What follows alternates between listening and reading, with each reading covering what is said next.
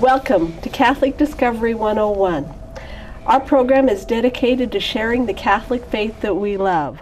My name is Liz Johnson. I'm a parishioner at Holy Spirit Catholic Community. And today we are learning about the Knights of Columbus. With us we have Kerry Hennessy, State Deputy, and Paul Ford, a field agent for the Knights of Columbus. We're going to learn about the history of this wonderful organization and the need to protect Catholic families, what they do for their service and charitable programs. Welcome, Paul and Kerry. Let's begin with learning a little bit about our guests. Kerry, why did you become a knight? Well, to be truthful with you, I was being recruited so heavily by a gentleman, I just, okay, fine, I'll join. And so, initially my heart really wasn't in it, but as I started participating in some of the programs that the Knights did, that feeling of charity just kind of overwhelmed me, and I thought, this is a pretty good deal. So as time evolved, and that was 22 years ago, then I'm where I'm at now as the State Deputy of the State of Idaho for the Knights of Columbus. What does a State Deputy do for the Knights of Columbus? A lot of paperwork. Okay. But no, I am in charge of the programs and recruiting and membership for the Knights of Columbus throughout the state of Idaho. So you're the guy twisting arms now to get those young men to join and hope they stay hooked? I prefer to call it motivation and inspiration. Okay. Paul, what about you? How did you become a field agent for the Knights of Columbus? Well, it goes back to becoming a member first, because you can't become a field agent unless you're a member.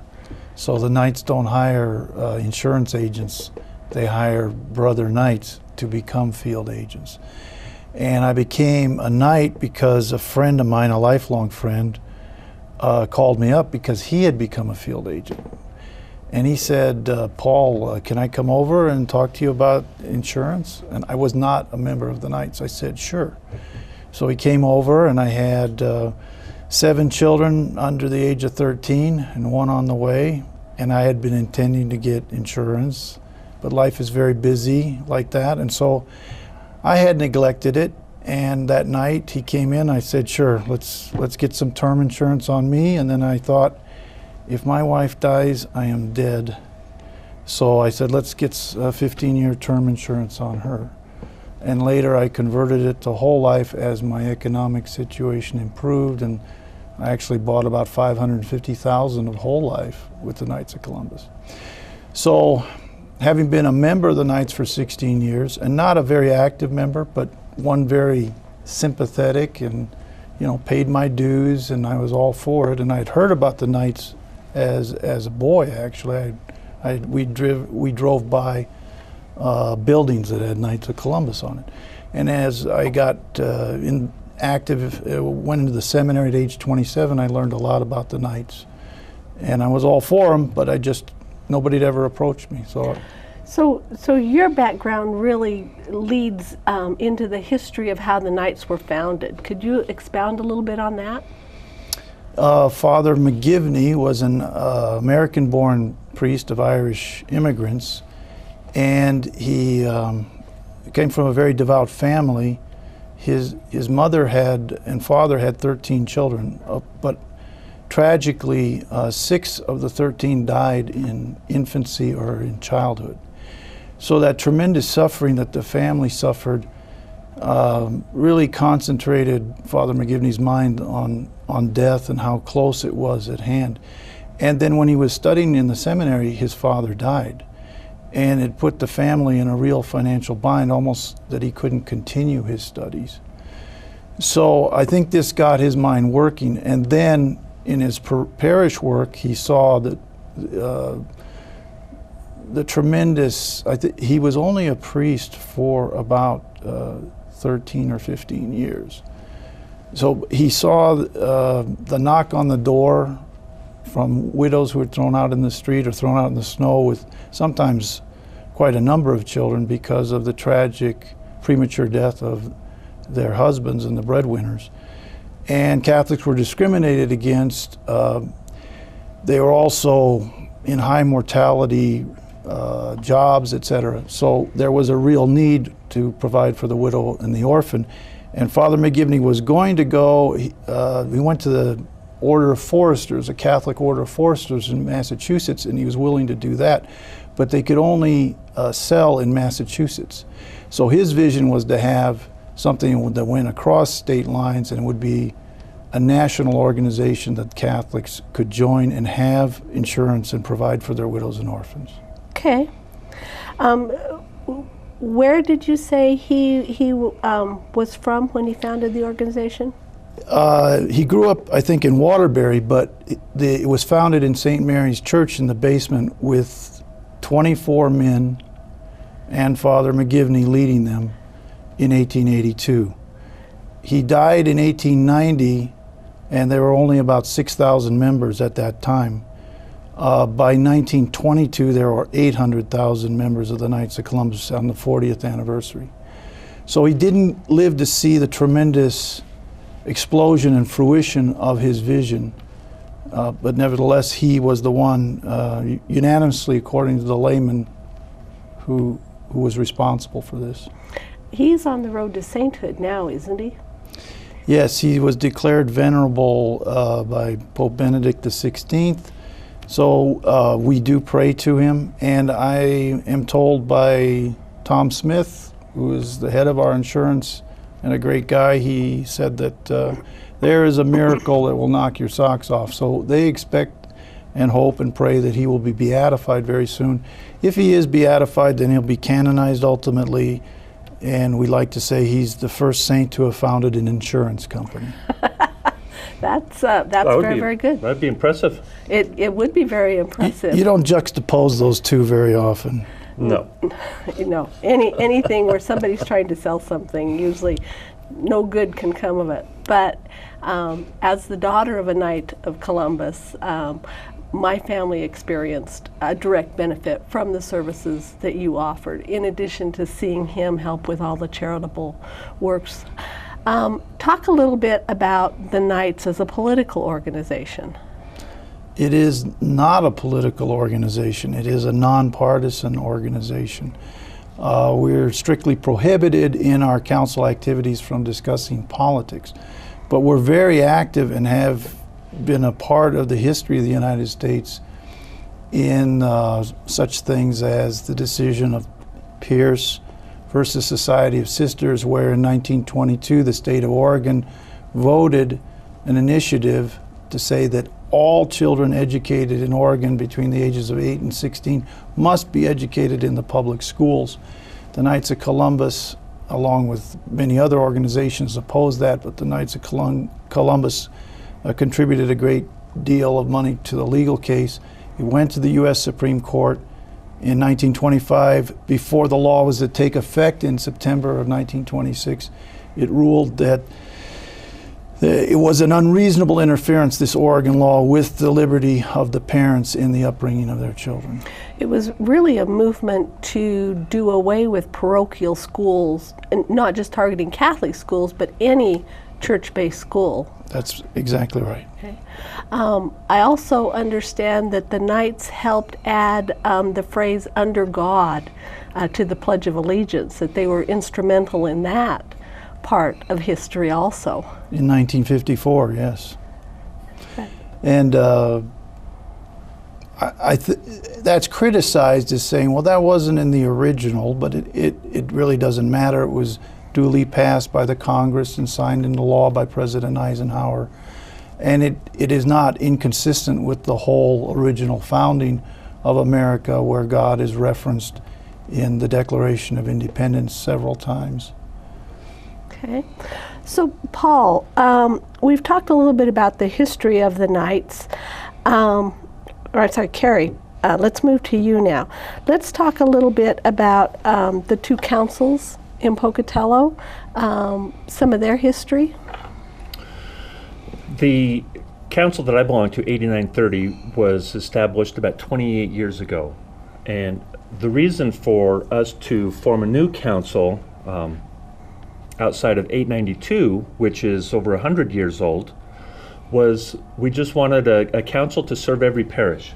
And at the time of its founding, we had 3 parishes in Pocatello: St. Anthony's, St. Joseph's, and St. Paul's.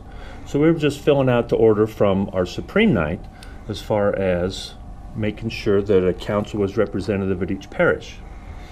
Now, where our current structure is 1 parish in Pocatello, we still maintain the 2 councils.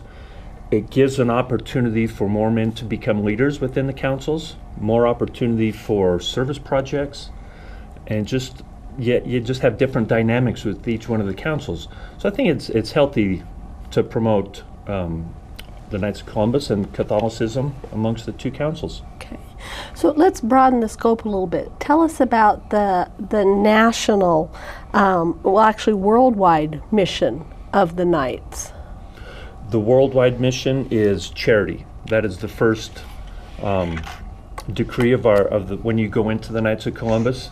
We have 4 different levels of knighthood: 1st, 2nd, 3rd, and 4th degree. And the first one is charity. So when you come in as a 1st degree knight, that's the lesson that you're taught is charity.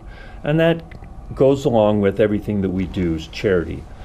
When you join the 2nd degree, it's unity. 3rd degree is fraternalism, and 4th degree is patriotism. So each one of these different degrees teaches us a different lesson, and that's something that we just expound upon as you move up through the different degrees. So the Knights are an educational group for their members?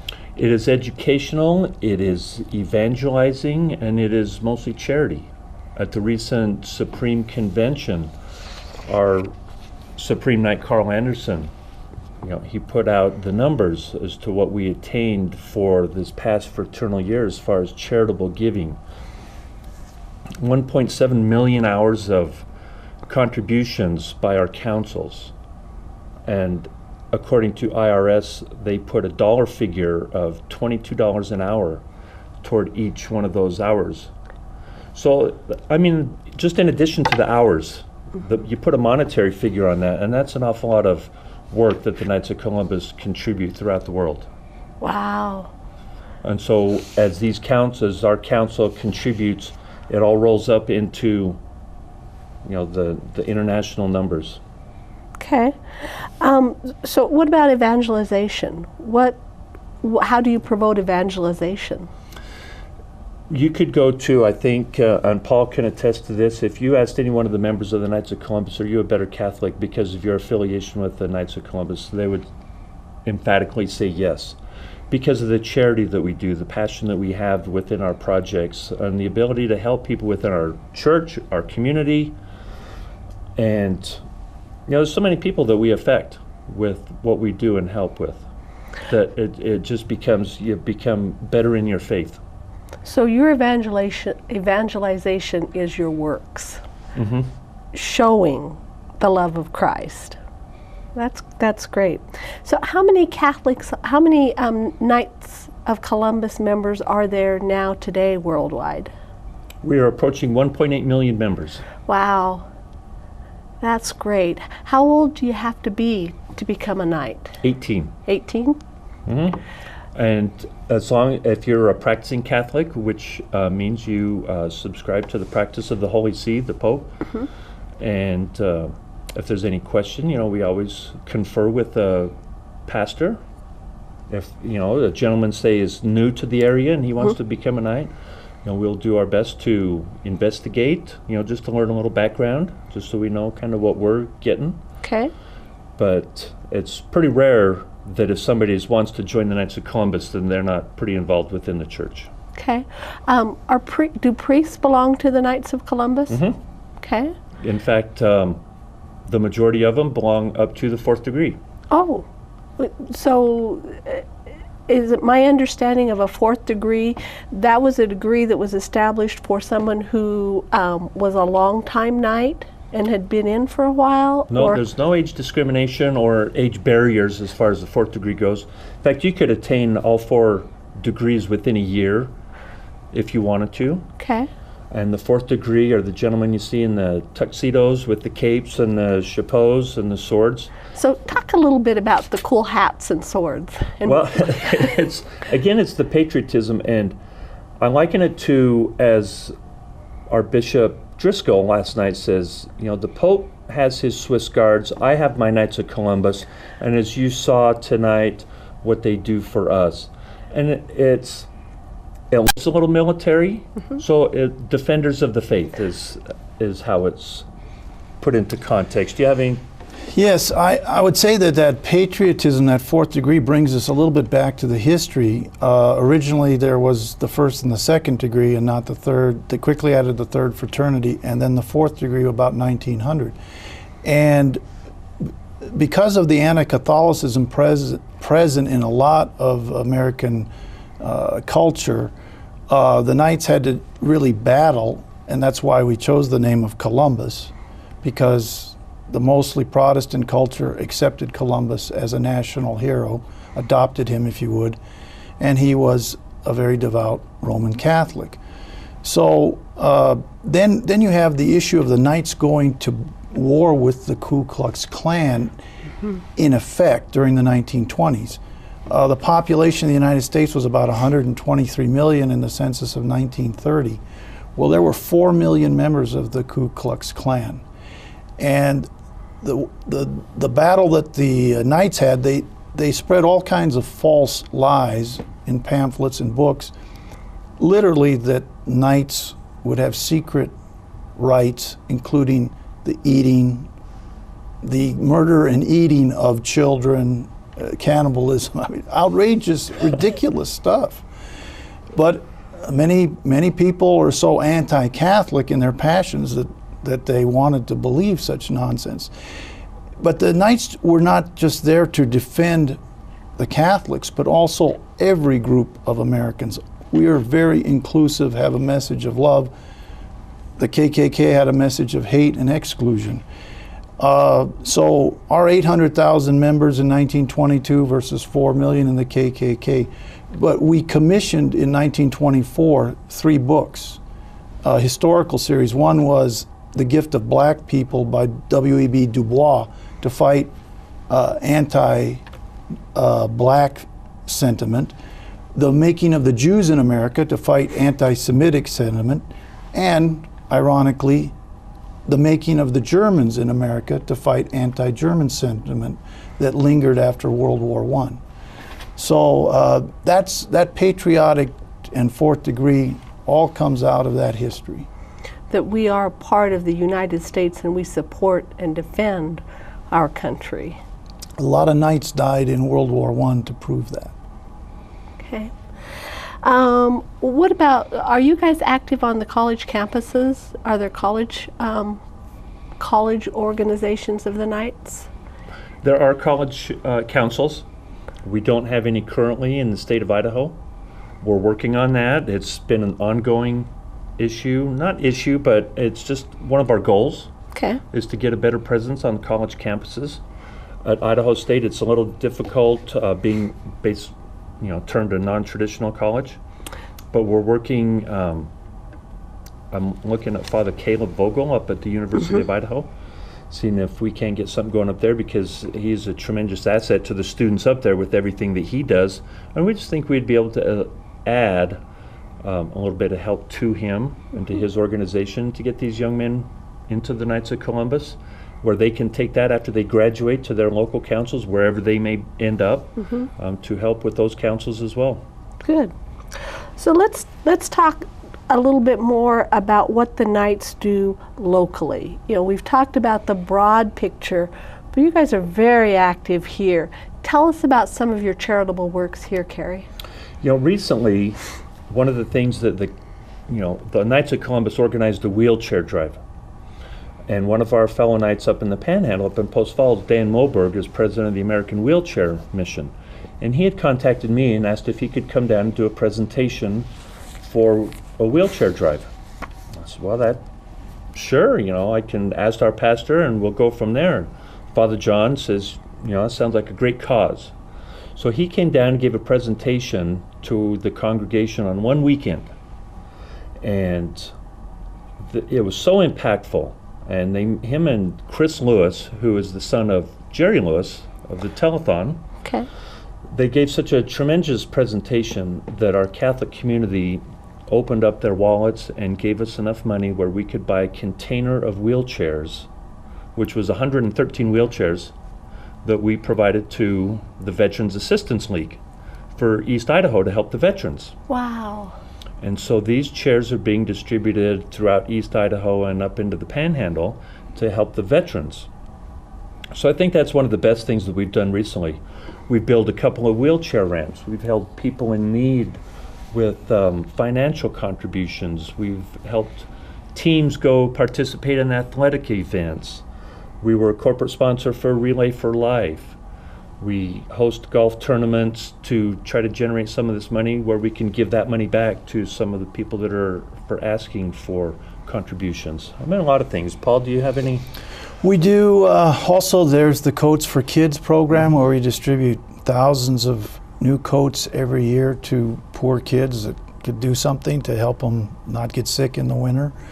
And when the Special Olympics started in 1968, the Knights of Columbus were a founding contributor of that cause, and that's really done on the local level in all our councils. And there are other, probably too many. It took an hour and 3/4, I think, for the Supreme Knight at the National Council recently in August to say everything what the Knights are doing. But notwithstanding all this, these good works and these corporal works of mercy, I just want to bring us back to the fact that Father McGivney's vision and his charism was the personal sanctification of each of the member knights, the brother knights, as good fathers and good husbands, and then to go out and be active in the community also. So one other thing that I think is noteworthy as to what we do is we have a program going on right now called the Ultrasound Initiative, whereas the Supreme Council will match a council dollar for dollar to purchase an ultrasound machine. And the state of Idaho has purchased 4 of those machines for placement within Idaho. And our current recipient one of them has 3 machines, and that is Stanton Healthcare over in the Boise Valley. Because what happens is sometimes there are mothers that are pregnant and they're in a state of limbo whether they want to keep the child, whether they don't want to keep the child. And so if we can offer a picture of that baby through the ultrasound machine, just to give them an idea of what they are, 92% of the time they say, that's my baby and I'm going to keep it. So we think that has been a very worthwhile project going on. In fact, one of the parishioners over in the Boise Valley contributed $40,000 for the purchase of a mobile unit to put one of those ultra machines in to take it out to more rural areas. And we're helping to support that mobile unit as well. So that touches a lot of lives. And at each one of our state meetings, we get testimony from the Stanton Healthcare Organization and some of the mothers say, we just want to say thank you so much, because if it wasn't for you, I don't know if I would have this baby right now. That's wonderful. You've talked a lot about the national level. I think you sell yourself short for what you do here. I'm aware of one of your recent projects at the food pantry for St. Vincent de Paul. What did you guys do there? Well, St. Vincent de Paul needed some assistance as far as cleaning out their food pantry, replacing the floor, putting a new coat of paint on it, and they called up the Grand Knights, who is the leader of each one of the councils. We need some help on this Saturday, and if you guys can come down and help us, it sure would be good. So I think it was 15 guys that went over there and took everything out, took out the floor, replaced it, painted it. 2 days they had it put back together. Yeah, it looks great. The shelves, it's clean and shiny. They had a recent inspection by the food bank, and they passed their inspection. Good. Large part because of all of the cleanup that you guys did. What about seminarian support? Good question. We support 3 seminarians out of Council 8930, and I know 892 supports 2 seminarians there, and we send them monthly checks. And in addition to that, personal notes. How are you doing? Is there anything else we can do to help?